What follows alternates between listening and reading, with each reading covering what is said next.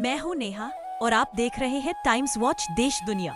आज हम आपके सामने एक ऐसी कहानी लेकर आए हैं जो न्याय व्यवस्था पर सवाल उठाती है, जो इंसानियत पर सवाल उठाती है और जो हमारे समाज की सच्चाई को बेनकाब करती है।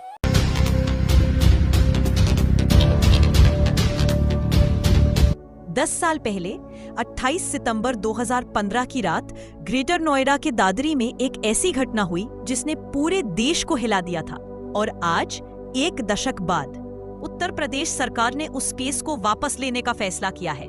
आइए आपको बताते हैं अफवाह के अंधड़ में कैसे बिखर गया एक घर का चिराग।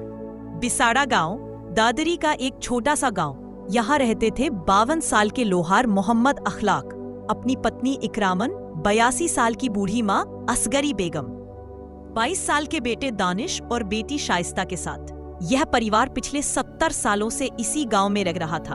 पीढ़ियों से यही उनकी धरती थी, यही उनका वतन। और सबसे खास बात, अखलाक का बड़ा बेटा मोहम्मद सरताज भारतीय वायुसेना में कॉर्पोरल के पद पर देश की सेवा कर रहा था। उस वक्त वो चेन्नई में तैनात था, लेकिन जिस देश की सेवा में उनका बेटा खड़ा था, उसी देश में उनके अब्बू की हत्या कर दी गई एक अफवाह के नाम पर। 28 सितंबर 2015 शाम का वक्त पड़ोस के किसी ने अखलाक पर आरोप लगाया कि उन्होंने बछड़े को चुराकर काट दिया है।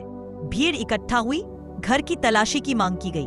परिवार ने मना कर दिया और फिर स्थानीय मंदिर के लाउडस्पीकर से घोषणा हुई पूरे गांव में कि अखलाक के परिवार ने गाय के बछड़े को मारकर उसका मांस खाया है। बस ये घोषणा काफी थी एक अफवाह भड़काने के लिए, एक भीड़ को हत्यारा बना देने के लिए। रात 10:30 बजे लाठियां और ईंटें लेकर भीड़ अखलाक के घर पहुंची। स्थानीय भाजपा नेता संजय राणा के बेटे विशाल राणा और उसके चचेरे भाई शिवम के नेतृत्व में यह भीड़ घर के अंदर घुसी। सोते हुए बाप बेटे को उठाया गया, गोमांस खाने का आरोप लगाया गया। फ्रिज में रखे मांस को देखकर भीड़ पागल हो गई। परिवार चिल्लाता रहा कि ये मटन है, लेकिन किसी ने नहीं सुना। पूरे परिवार को बाहर घसीटा गया। अखलाक और दानिश को बार बार लात घूंसों से मारा गया, ईंटों से पीटा गया, चाकुओं से वार किए गए। पुलिस को फोन किया गया, लेकिन वो 1 घंटे बाद पहुंची। तब तक अखलाक की सांसें थम चुकी थी और दानिश खून के कुंड में पड़ा तड़प रहा था। दोस्तों, जरा सोचिए, चेन्नई में तैनात वायुसेना के जवान सरताज को खबर मिलती है कि उनके अब्बू को भीड़ ने मार डाला है। वो जो देश की रक्षा के लिए सरहद पर खड़ा था, उसके घर को उसी देश के लोगों ने तहस नहस कर दिया। दानिश की खोपड़ी में गंभीर चोटें आईं। उसे बड़ी सर्जरी के बाद ही बचाया जा सका। 82 साल की बूढ़ी दादी असगरी बेगम ने अपने बेटे को खोया, बेटी शाइस्ता ने अपने पिता को खोया। और फिर 3 अक्टूबर को सरताज ने कहा कि वो परिवार को दादरी से बाहर ले जाएंगे। सुरक्षा के डर से 6 अक्टूबर 2015 को पूरा परिवार दिल्ली शिफ्ट हो गया। 70 साल का घर, पुश्तैनी जमीन, अपना गांव, सब कुछ छोड़कर उजड़ गए। जबकि हत्या के आरोपी 2017 में जमानत पर बाहर आ गए और वापस उसी गांव में रहने लगे। दोस्तों, अब आता है इस कहानी का सबसे दर्दनाक हिस्सा। साल 2019 मुख्यमंत्री योगी आदित्यनाथ उसी बिसाड़ा गांव में रैली करने गए और सामने की पंक्ति में वो 16 आरोपी बैठे थे जिन पर अखलाक की हत्या का आरोप है। विशाल राणा ने खुद कहा, हाँ मैं रैली में था, हम सब बीजेपी का समर्थन करते हैं। एक तरफ देश की वर्दी पहनने वाले सरताज का बाप मारा गया, दूसरी तरफ हत्यारों को राजनीतिक संरक्षण मिल रहा है। और अब नवंबर 2025, 10 साल बाद, उत्तर प्रदेश सरकार ने 15 अक्टूबर को सभी आरोपियों के खिलाफ केस वापस लेने का आवेदन दाखिल कर दिया है। गौतम बुद्ध नगर के अतिरिक्त जिला सरकारी वकील भाग सिंह भाटी के अनुसार 12 दिसंबर को इस मामले में सुनवाई होगी।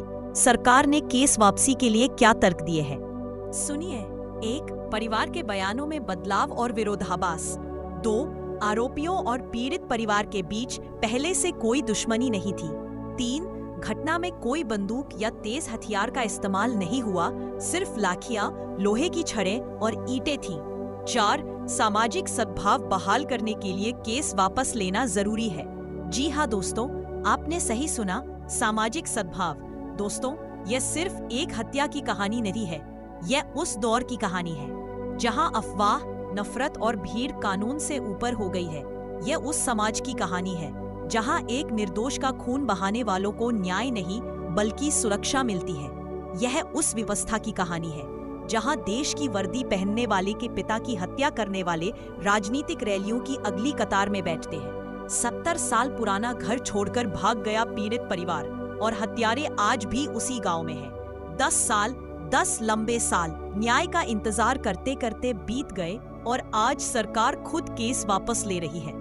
अखलाक परिवार के वकील यूसुफ सैफी ने कहा है कि वो दस्तावेज देखने के बाद ही कोई टिप्पणी करेंगे। परिवार के पास अभी भी कोर्ट में आपत्ति दर्ज करने का अधिकार है, लेकिन सवाल यह है, क्या न्याय अब भी संभव है?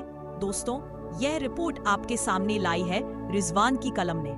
हम टाइम्स वॉच देश दुनिया पर सच्चाई को आपके सामने लाते रहेंगे, चाहे वो कितनी भी कड़वी क्यों ना हो।